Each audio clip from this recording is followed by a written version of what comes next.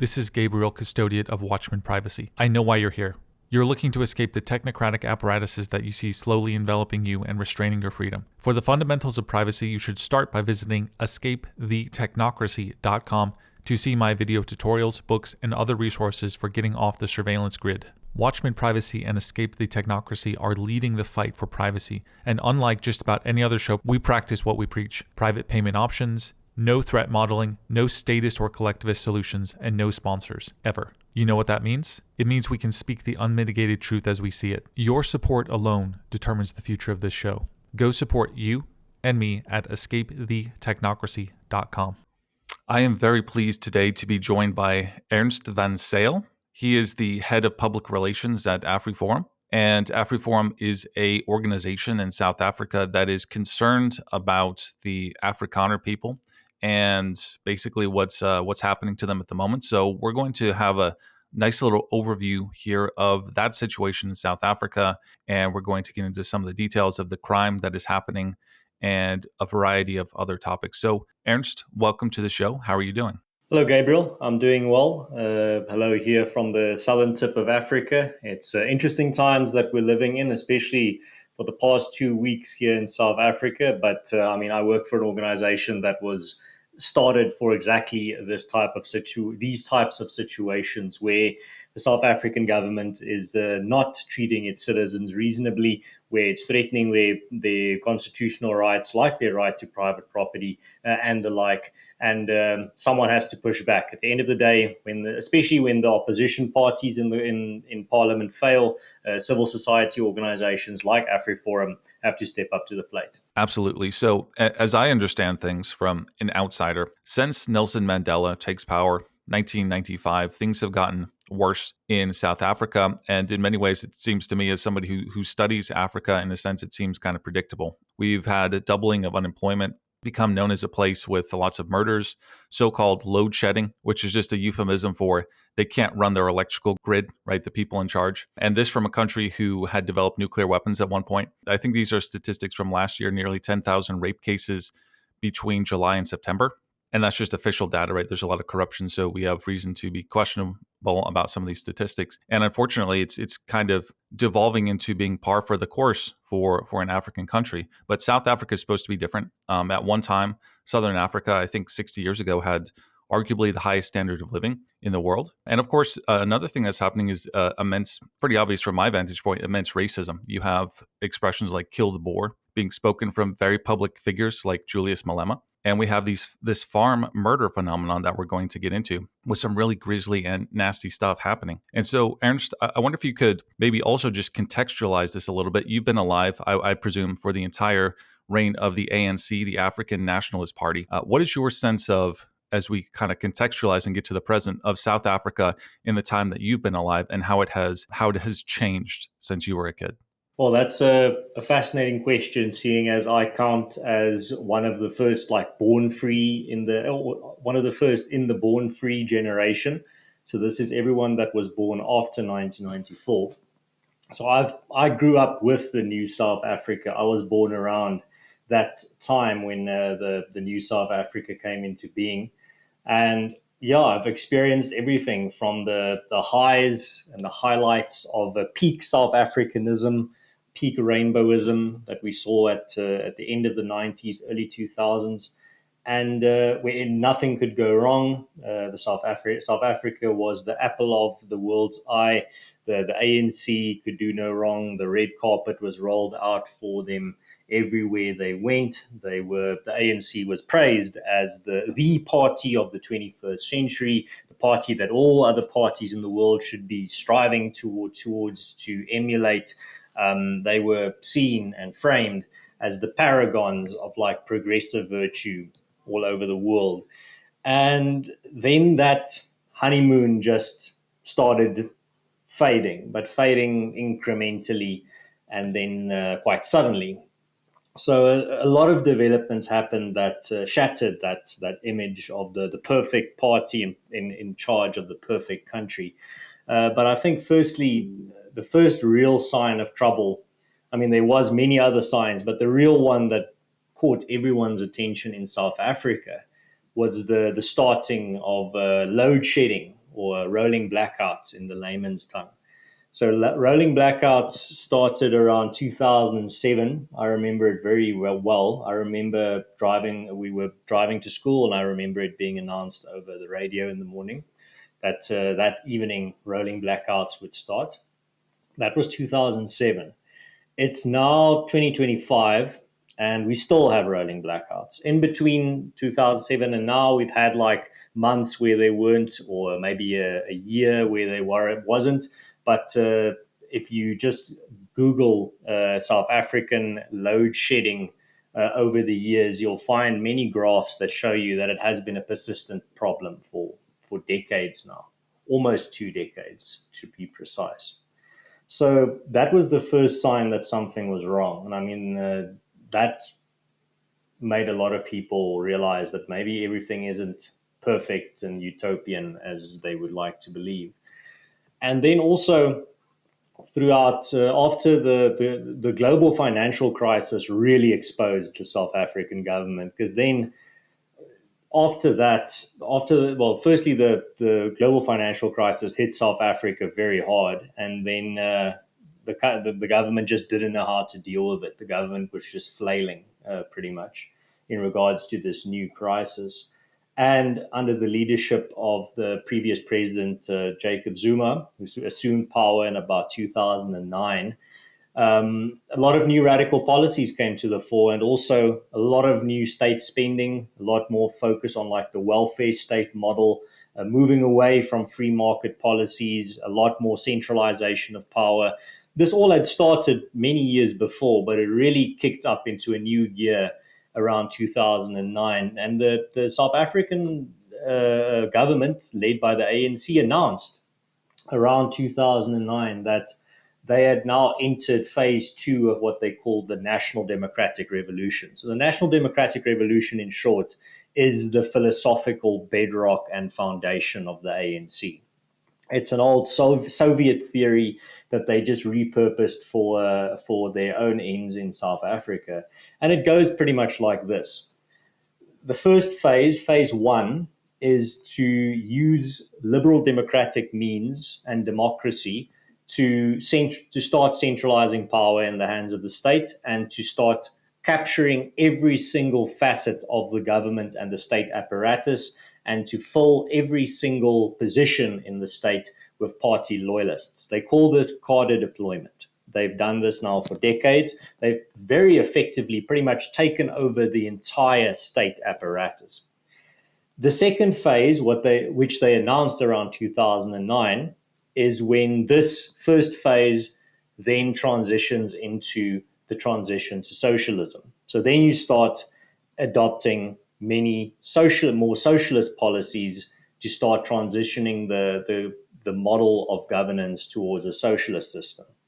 The third phase has not been announced, or the ANC have not made it clear when they will enter the third phase. But the third phase of the National Democratic Revolution is transitioning from socialism to communism. This has always been the ANC's goal. You don't have to go down a conspiracy theory rabbit hole to find this information. You can just go on the ANC's own website to find it and read through their own documents to find it. There's a fantastic book that was written by Anthea Jeffrey called The Countdown to Socialism, which deals particularly with the National Democratic Revolution. So that kicks off around here in the 2010s. And what the phase that then follows is after Jacob Zuma is ousted by his own party, he's replaced by Cyril Ramaphosa, who is the current president. A president that ran on a platform of moderation, harmony, cooperation, pragmatism, all those nice words, and none of it has materialized. Unemployment has continued to worsen. The radical policies keep getting pushed through. Actually, more radical policies have been pushed through and tabled under Cyril Ramaphosa, the current president, than under any previous ANC president. These policies include the Expropriation Act, a direct attack against private property rights in the country, an attempt to amend the South African constitution to enable expropriation without compensation and to abolish private property rights, which luckily failed. Then also policies like the NHI, National Health Insurance, where the government is seeking to abolish all private health insurance and centralize all healthcare in the hands of the state. Policies like, for example, the Bella Act, which seeks to take away any form of influence from parent bodies at schools and to transfer all power into the hands of the state when it comes to schools in the country. These are just off the top of my head examples. And of course, then maybe to put the cherry on top, to give you an example, just a perspective on how radical this president that we currently have actually is. I mean, in 2018, he went to America and at a Bloomberg conference in New York, when asked about the phenomenon of farm murders, he said in his own words, there are no murdering of farmers or white farmers in South Africa. He's never retracted this claim. He's never apologized for this claim. He hasn't even tried to explain this claim. He just stands by this blatant denialism. It's not even a denialism in the sense of saying, oh, it's not so bad. It's actually a lot less worse than it's being made out. No, it's just a blatant like denialism. No, there's no murdering of farmers or white farmers in South Africa. So that's the scenario. Well, that's the president that we currently live under, and that's the president that just pushed through this Expropriation Act, which enables expropriation without compensation and allows the government to confiscate anyone's property and give them nothing for it. State-sanctioned theft. And we can get a bit more into the details of it. But yeah, that's where we find ourselves now. And now Donald Trump has actually taken aim at the South African government. The chickens have come home to roost. And now they're panicking. Now they don't know what to do. Because for so many years, they were the darling of the world. They could do no wrong. And the ANC don't have any immune system against international criticism because they are like a child that's been raised only on compliments. And now they've encountered their first piece of real criticism, and they just shatter. They have no idea what to do. So they're lashing out. They're calling everyone that criticizes them traitors and treasonous and whatever, all the buzzwords, and they are talking very tough, saying we will not be bullied. But on the other side, you can very clearly see their poker faces aren't very good, and they're quite panicked. And that's the timeline summed up to where we find ourselves today. And having studied Africa as an outsider for many years now, I just noticed the same things, right? You have a tyrannical government using, I would say, using communism as a way to just blatantly, have power over people that they want to have power over. It's the model of centralizing power in the hands of the state at any cost. I think that's the simplest way to sum it up. There you go. Yeah. And then using these whenever they talk to the international community, keep using these phrases like, oh, we're a post colonial country. We're still struggling. No, you've been in power for decades and you've made things worse. But they like to appeal to a lot of these sympathies just as a way basically to garner more power for themselves, to rank amorality, I would say, in all these endeavors. Let's do cover some of the recent topics. So Trump cut off, the U.S. was sending foreign aid, I believe, to South Africa, and they cut that off. What's that whole story, and what do you make of that? Well, this is where the fascinating thing comes in. So this all starts off. I actually haven't really had a break for the past 2 weeks. I've been getting very little sleep, but I mean that's my job. I'm doing my dream job, even though it takes a lot out of me. It all started with, firstly, well, the signing of the Expropriation Act about 3 weeks ago. And then about 2 weeks ago, Donald Trump made that announcement that he was cutting aid and other assistance or spending on South Africa. And is going to ask for an investigation into, for example, threats to private property rights, race laws, discriminatory laws, extremist policies by the South African government.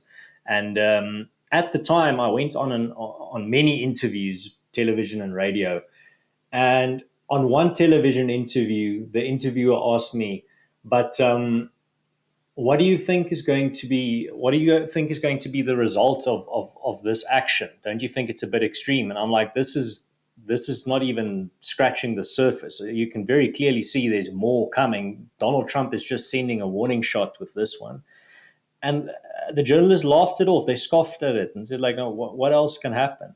And then a few days later, Marco Rubio announced that the United States will not be attending G20 this year, a massive blow to the South African government, because South Africa will be hosting the G20 summit. And the G20 summit was supposed to be the jewel in the crown of the President Cyril Ramaphosa's administration and his legacy. And now it's going to be marred in controversy because the main attendant, the main belle of the ball, the prom queen, the United States, is not going to be attending the prom.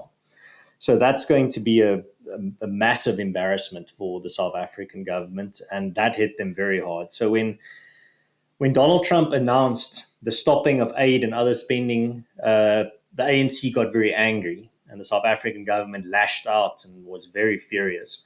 When Marco Rubio announced that they will not be attending G20, the South African government and the ANC got very quiet, because then they realized this is for real. Like the consequences here are going to be severe for the South African government. And then, of course, we had the executive order that Donald Trump recently signed, pretty much just adding more escalation to his very strong and critical stance against the South African government. And yes, from Afriforum side, we welcome this pressure from Donald Trump and his administration. Finally, a world leader has the balls to take a stance, to actually take a stand against this kleptocratic government that is the South African government, and to actually put them under some pressure. It's very welcome. It's very refreshing. And at the end of the day, when it comes to specifically uh, what uh, what is being achieved here, the investigative journalist James Myberg summed it up best. I mean, I can't say it any better than he did.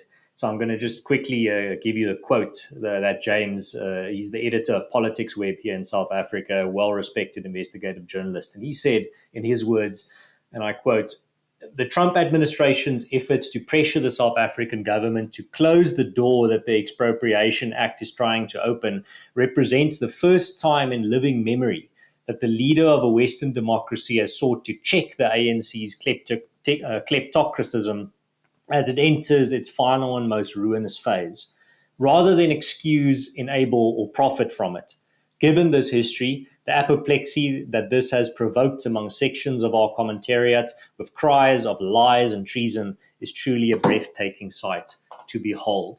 And I think that sums it up perfectly. For the first time in living memory, a major world leader has said, "You guys have gone far enough now. It's time for some. It's time for some consequences for your radical policies, extremist rhetoric, not only domestically but abroad as well." That's why the ANC is panicking so much. That's why their alarm bells are going off, and that's why they don't know what to do. So that's in a nutshell. As I said, we could be talking. Each of these questions could almost be an episode on its own, but I'll try my best to keep it compressed for the sake of people getting the full picture, rather than we're just zeroing in on the details of a particular element, even though every single element of the story is absolutely fascinating. Sure. And I just have you for an hour, so I think the audience knows that we're trying to give an overview and hopefully arouse in people some interest in these topics that they can track down individually.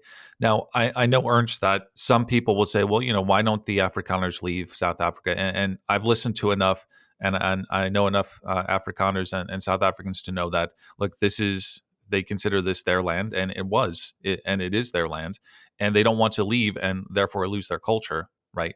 And I think that what some people don't realize in the history of South Africa is that the Dutch who were there in the 17th century were actually there for decades without even encountering any natives. So if you want to take the libertarian argument that, oh, who had this land first, you can make the case that the whites of South Africa were there as first as anybody. So there's that whole aspect to it, and I understand that you guys are there to claim what's yours. In regards to, well, firstly, the history of land in South Africa, that's again another episode on its own, but I'll sum it up to the best of my ability. I mean, South Africa is a massive place. It only really started existing as a country in 1910 after the Anglo-Boer War. Before that, it was a collection of many traditional African areas and Boer republics and British colonies and all these different collectives. and it was only united into the country that you know today in 1910.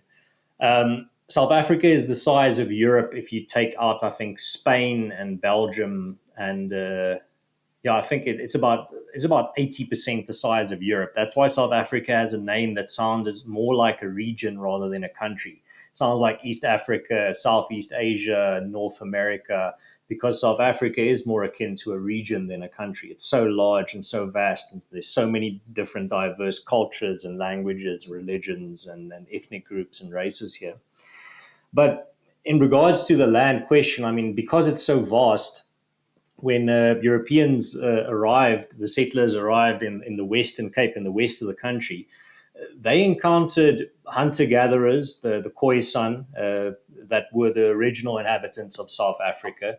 But these are not, they have no relation to the Bantu tribes, who are the ancestors of black South Africans. The Khoisan tribes are an ethnic group all on their own, and they were hunter gatherer groups that were nomadically traveling around South Africa, and those were the first natives that were encountered in the Western Cape, or when the Europeans got here. But it's not their descendants making this massive claim to the entirety of South Africa. It is the politicians that are associated with, that are black South Africans, that migrated from Central Africa, that are making this absurd claim to the entirety of South Africa, this continent-sized region.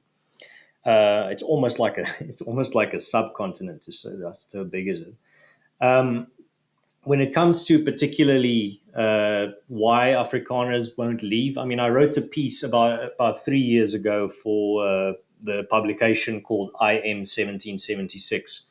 The piece is called A Time to Dig Trenches, and it's about particularly this question. Because a lot of people always ask us, but why don't you guys just leave? Well, many of us have left, many Afrikaners have immigrated, but the vast majority have stayed. There's about 2.7 million Afrikaners still living in South Africa. And the reason for that is many Afrikaners, the vast majority of us, have been here for many, many generations. I can only use myself as a case study. I'm the ninth generation of my family in Southern Africa. My first ancestor came here in 1688, before the United States was a country.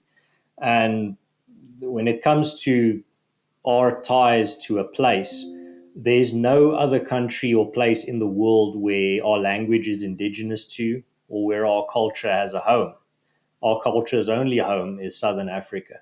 And that doesn't mean that me or my organization, Afriforum, attacks or shames anyone that immigrates or leaves. That's a very deeply personal question, personal decision, and it's a personal decision that we respect. But at the same time, I remain convinced that if Afrikaners don't have a future in Africa, the continent where our culture and our language was originated, then we don't have a future at all.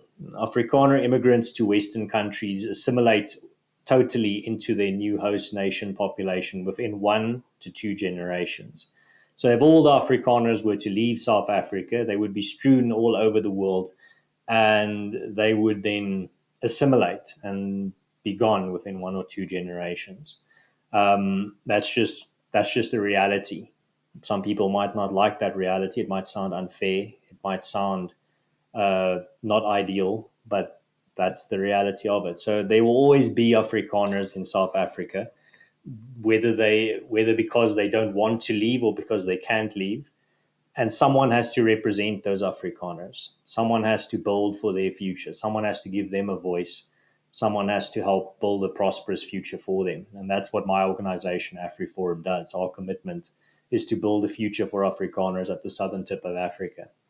But also, that doesn't mean that when it comes to Donald Trump's offer of refugee status for Afrikaners, that we are telling our members that they should refuse it, or that they are evil or dumb or whatever negative connotation you want to put on it, because they accept that offer or accept that option. That's any Afrikaner's personal decision on whether they will accept that offer or not. It's not Afriforum's place to tell them whether they are allowed or not, or should or not.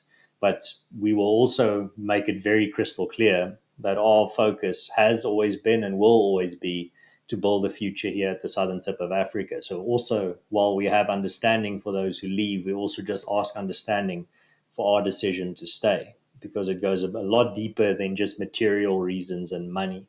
It goes back to the very root of that idea of a people that was formed in a certain place, at home in a certain place, and a people who most Afrikaners who you ask, as I said, have been here many generations, 9, 10, 11 generations.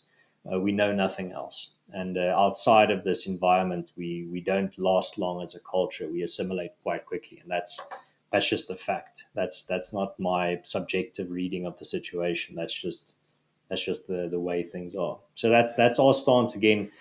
Why it's so important to me to explain this as crystal clear as I can is because there's a lot of dishonest reporting out there, malicious twisting of the facts to frame this stance as some form of rejection of Donald Trump or some attack against Donald Trump. I mean, I saw so many headlines saying like Afriforum rejects Donald Trump's offer, or Afriforum hits back at Donald Trump, or Afriforum tells Donald Trump we're not going anywhere. That's not at all what Afriforum is saying. Our stance is simply that we have a core mission that our organization was founded on 17 years ago. Well, now I have to do my maths. 2006. Now that's 19 years ago, if my math is correct at this point. And the mission is still the same. I mean, one of our slogans is literally "We're building to stay." So anything else, any communication otherwise, would be a betrayal of that mission. And I think that's what our members understand. The people that support Afriforum understand our stance. But some people seem to want to twist our words and twist our stances in order to serve their own agenda, to almost get back at Trump by creating this narrative that Afrikaners have now told Donald Trump that they want nothing to do with Donald Trump, which is not true at all. So my rule of thumb there always is, and it's not applicable just to Afriforum. It's actually applicable to every organization and individual that you support or respect. Whenever you read Afriforum or whatever, let's just say this person says or this person does as a headline, you have to ask yourself, am I hearing this directly from that person or organization, or am I hearing some other person's subjective twisting or interpretation of what this organization or individual has said? And that's exactly what's happened in the past 2 weeks. The ANC unleashed its entire propaganda machine against Afriforum in the past 2 weeks. And they were successful in fooling many people, but at the same time, they were also unsuccessful in fooling the majority of people. A lot of people saw through their lies very quickly. So that's the David versus Goliath battle that's currently going on. All Afriforum can do is put the facts on the table, but how the media report and twist what we say, that's out of our control. Yeah, that's very well said, and even maybe very generous. I think if truth was the concern here, if historical accuracy, then there wouldn't be an issue. But we're talking about power and African communist leaders, and I think we know where that leads. I've studied Rhodesia a lot. We can see parallels. You have a communist government of a different ethnicity that comes to power. They start to do things that are not in the interest of the minority, and they collapse their country. Like that is what has happened with Zimbabwe.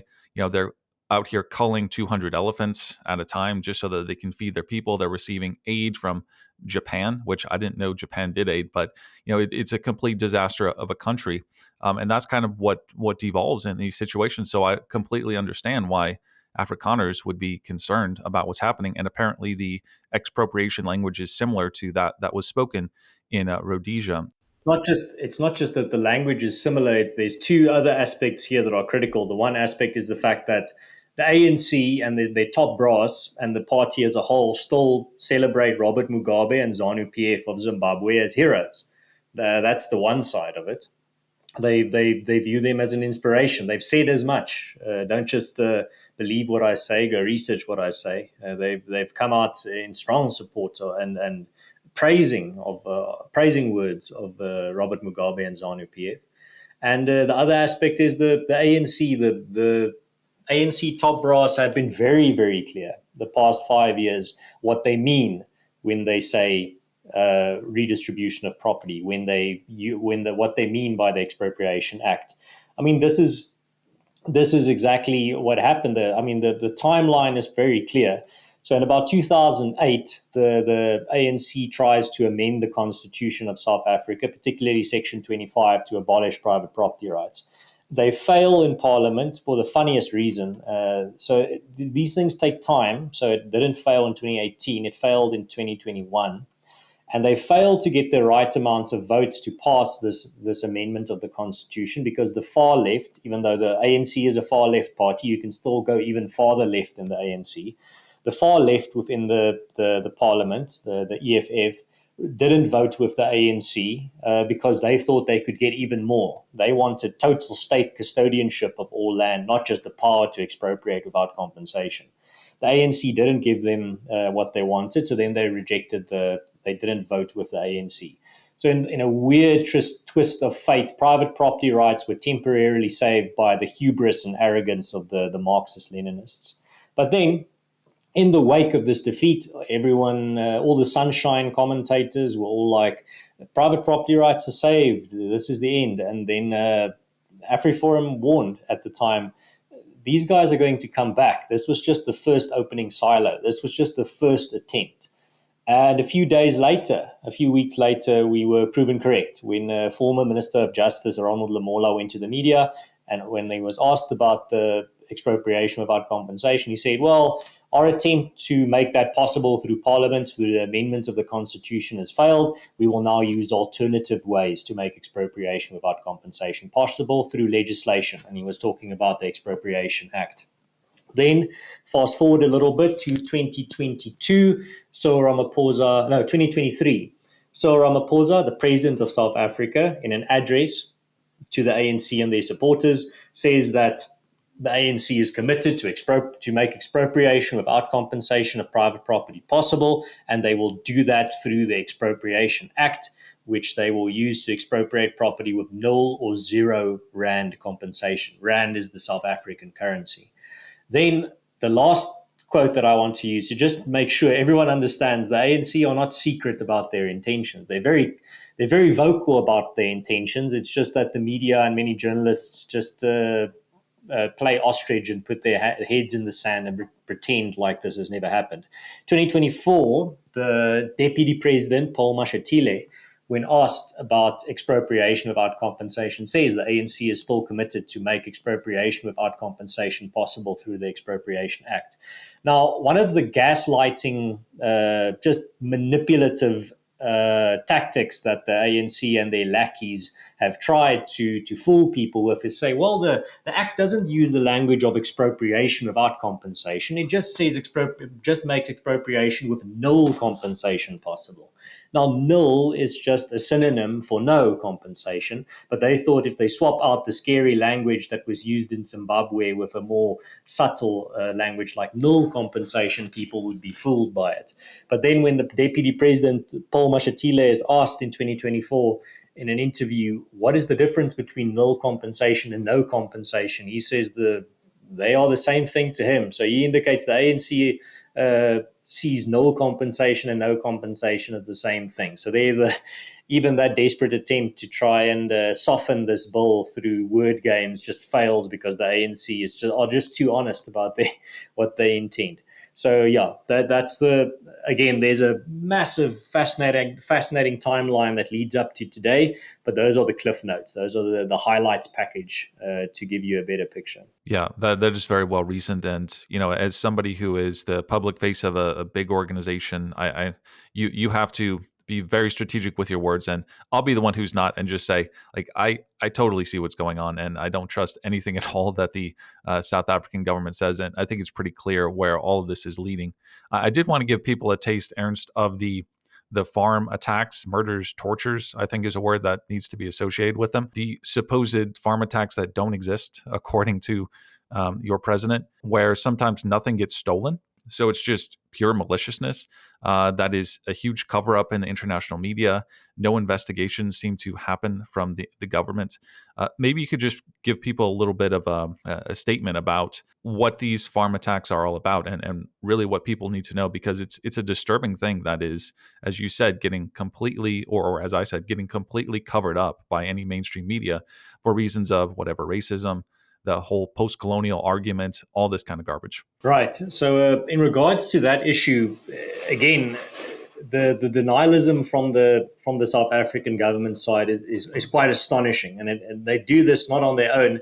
They actually achieve it with the help of their friends and allies in the media. So, yes, I mean, I come from a farming community, so I know the issue very intimately. But I also just want to give the context, because a lot of people will, some people that are less, let's say, less open to the idea of even viewing anything that affects an Afrikaner or a white South African as being a bad thing. Anything that negatively affects us seems to be, some people frame it as if you'd be crazy to think that a Afrikaner or a white South African can be a victim of anything. But I mean, farm murders is the best example. So I mean, as an Afrikaner myself and someone who grew up in a farming community, Afrikaners are so close to the profession of farming. I mean, another synonym, another name for the Afrikaners is the Boers, which literally just means the farmers. Farming is deeply intertwined with our culture. If you yourself, as an Afrikaner, are not a farmer, you have family members that farm. And if you don't have family members that farm, you have friends that farm. And when it comes to the scourge of farm murders, the I would go as far as to say I can't think. Well, not that almost sounds like there's a possibility. I would definitely, with confidence, say there's no other violent crime phenomenon in South Africa that is encouraged by politicians through chants and through songs and through rhetoric. So what I'm talking about here is chants like "kill the Boer, kill the farmer," "one settler, one bullet." The South African discourse is full of chants and songs and rhetoric encouraging the violent murder and attacks on white farmers in South Africa in particular. And when it comes to particularly the issue of farm murders, of course, farmers of all races are murdered in South Africa, but white farmers are disproportionately murdered in South Africa when it comes to this phenomenon. But Afriforum, when we do extensive research on the numbers, we don't just include white farmers being murdered; we include all farmers that are murdered in our farm murder statistics. But there's many disturbing trends that come to the fore that make you realize that this is not just normal crime. As I said, on the one side, it's the only violent crime phenomenon that's encouraged by politicians. Secondly, it is the only violent crime phenomenon that is in total denied by the president of the country, not even saying, no, it's not so bad, just outright saying, no, it's not happening. And it's also, when it comes to the numbers, so I can't remember exactly what my colleague Jacques Broederijk will have the more exact numbers, but on average, there's between 50 and 75 farm murders in a year. I'm talking under correction, that average might differ a little bit, but that's about the range. Now, a lot of people will look at that and say, well, that's a violent country. I mean, there's tens of thousands of people murdered in South Africa every year. Why should this why should this be special? Well, in the first instance, take into account the political environment where politicians are actively encouraging this crime and denying that this crime is happening. And then also just do a little thought experiment for a moment. Replace the profession of farmer in that statistic with any other profession. What if it was 50 or 75 journalists that were murdered in a year? What if it was 75 politicians? What if it was 75 doctors, 75 accountants, 75 podcasters, 75 professional footballers? You see what happens when you swap out the profession with anything else. You start realizing this is not normal. If any of those professions were being murdered at this rate, the world would be losing its mind. There would be inquiries, there would be special task forces, and the police would have a specific special investigative unit to tackle this phenomenon. There would be countless, just constant news coverage of it. But it's not. Why? Because the victims are farmers, and more specifically, many of the victims are white Afrikaans farmers. The demographic group in South Africa, who it seems, if you listen to politicians, it seems like it's the only group, one of the only groups that you're allowed to discriminate against, sing about murdering, and dehumanize. It's fine. It's open season on those groups, on that group, it seems. So when it comes to particularly the scourge of farm murders, Afriforum's demands again are not radical. We don't expect the government to solve this issue overnight, but we want basic things from the government. Firstly, acknowledge that it is a problem. Stop denying that it is a problem. Secondly, farm murders need to be classified as a priority crime in South Africa. So this is where a lot of twisting of Afriforum stance comes in again. Now some people will respond and say, you want farm murders to be the only crime that the police looks at. You want it to be a priority crime. Priority crime is a specific category of crime in South Africa, priority concern offences, as stipulated by the Police Act. Priority crimes are crimes that have a unique nature to them. They have a particularly devastating effect on the communities affected, and they deserve a unique counter strategy and a unique investigative and preventative unit that deals with them. South Africa has many priority crimes already on the books. Gang violence is categorized as a priority crime. Cash in transit heists is categorized as a priority crime. Gender-based violence is a priority crime. Rhino poaching is a priority crime. Why is farm murders not allowed to be a priority crime? It meets all the criteria. That's a question for the government. I can't tell you why. You can speculate, but that's the one thing. What do you do about it? Well, as I said, AfriForum is not going to rely on the government to fix this problem, but there's a lot that the government can do to make a real difference. What we're doing is we've over the years set up one of the largest, I think, actually no, the largest community-based security structures network in the country, all of nationwide.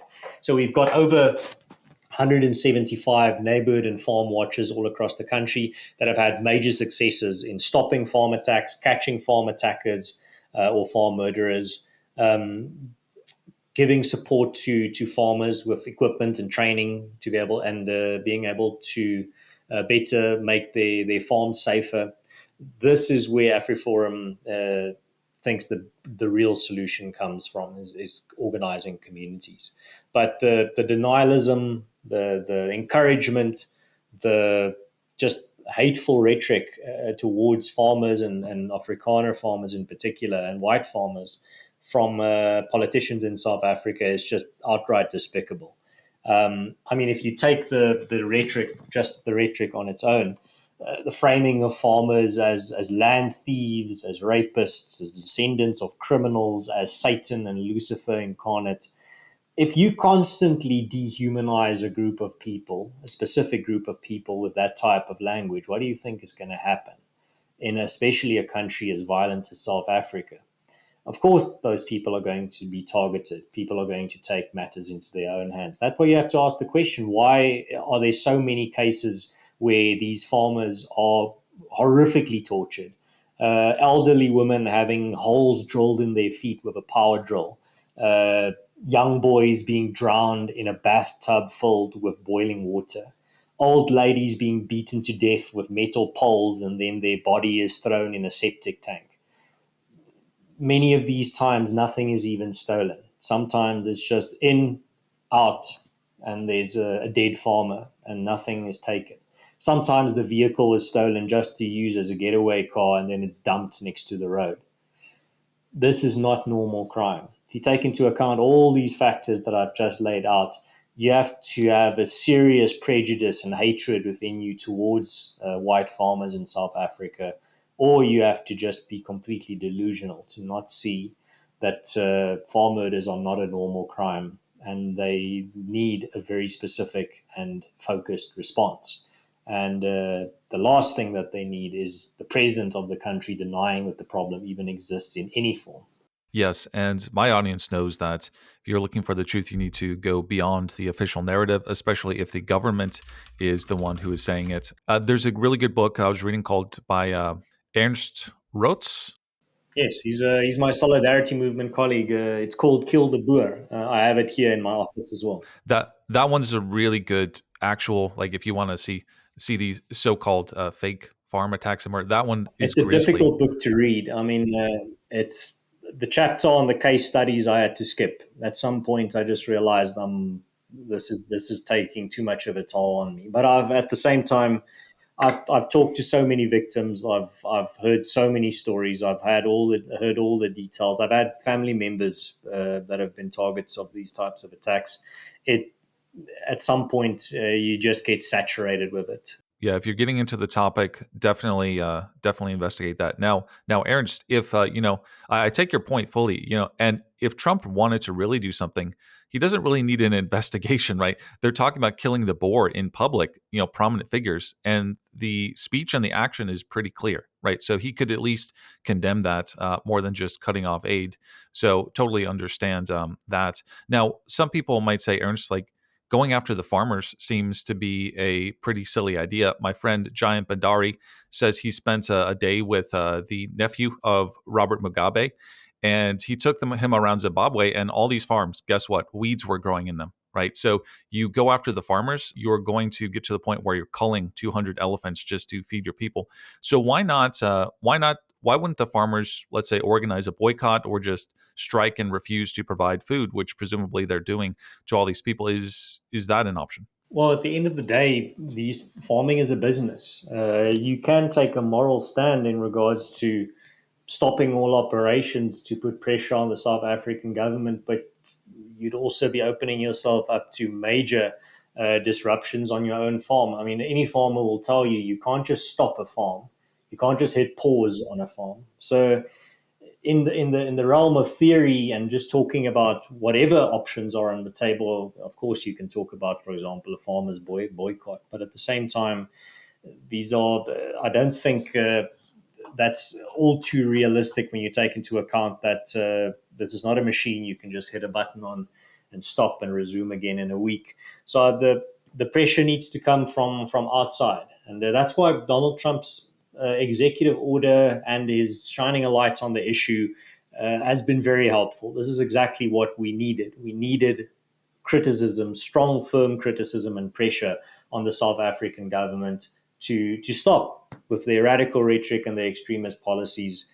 And I can guarantee you the ANC are taking notice, and they're not taking it very well. I wonder, Ernst, if you could give us a little sense of some of the other things that are happening in or South Africa, things such as I was viewing some of your videos, been doing a lot of research into it. Car theft, pretty common. Just overall crime, a conviction rate is very low. There are a lot of allegations of the corruption of the government and the complicity of government in some of these crime schemes.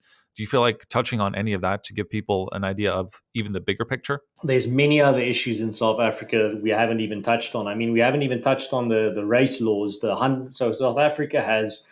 South African government currently has 141 race laws on the books.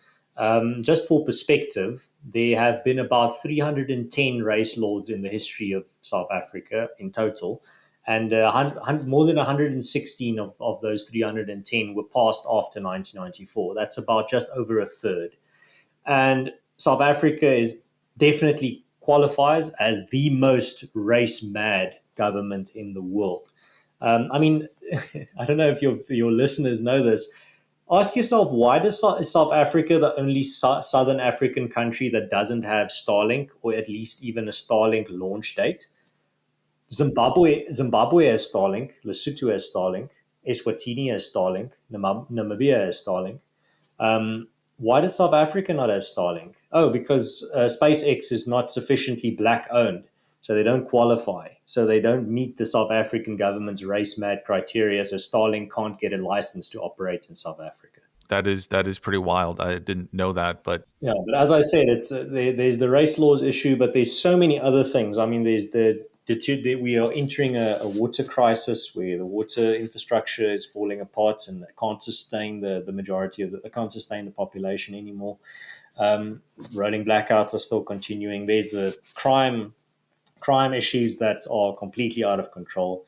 But I think in the end, to avoid getting stuck in just in the reeds, in the thick of it, the main focus the main takeaway I want people to have is particularly those attacks against the constitutional rights like private property in South Africa, attacks against and scapegoating of minority groups in South Africa, like the Afrikaners, like white South Africans, and also just any type of policy that in South Africa is transitioning the country towards increased communism, an increased level of centralized power in the hands of the state, where the state controls every single facet of your life. And that's been the story of South Africa for decades now. And I mean, it's no coincidence that in their lashing out, as the South African government lashes out while they're being criticized by Donald Trump and his administration. It's no coincidence that their preferred scapegoat is immediately the minorities and the organizations representing those minorities, saying this is all your fault. This is what you've brought to us. You caused this. But in the end, it's the ANC. They should take blame for once in their existence, their failure-ridden existence as a ruling party in South Africa. They should take some responsibility for their own actions because the chickens are coming home to roost. well, that's a great place to stop. Appreciate your time, Ernst, and we'll have all the links to your channels and what have you for people to follow up and learn more about this. Certainly, and if you want to contribute and all the rest, I'm sure there will be opportunities to do that. And we there's a lot more we could have discussed. So maybe another time. But yeah, really important issue. And thank you so much for coming on. And if you have any final thoughts, feel free. Well, thank you very much for the opportunity, Gabriel. It was a nice discussion. We crammed a lot of important stuff into just an hour. I'm glad that we could cover so many bases. I just want to end on particularly again just a thank you for the past 2 weeks. The hay was really separated from the chaff in the sense that we saw firstly that Afrikaners have many friends and allies all across the world that will stand up for us and fight for us. But also at the same time, we saw that there were many fair weather friends as well, people that would oppose and criticize the South African government when it was easy to do so, but when the temperature got too hot and the pressure too high, they just vanish. And I just want to use the opportunity. I use every opportunity that I get just to thank again all of our friends out there in the world, all the friends of the Afrikaners. Thank you for your support. Thank you for helping get the truth out there. And thank you for supporting us, even though we are this tiny minority here at the southern tip of Africa on the other side of the planet.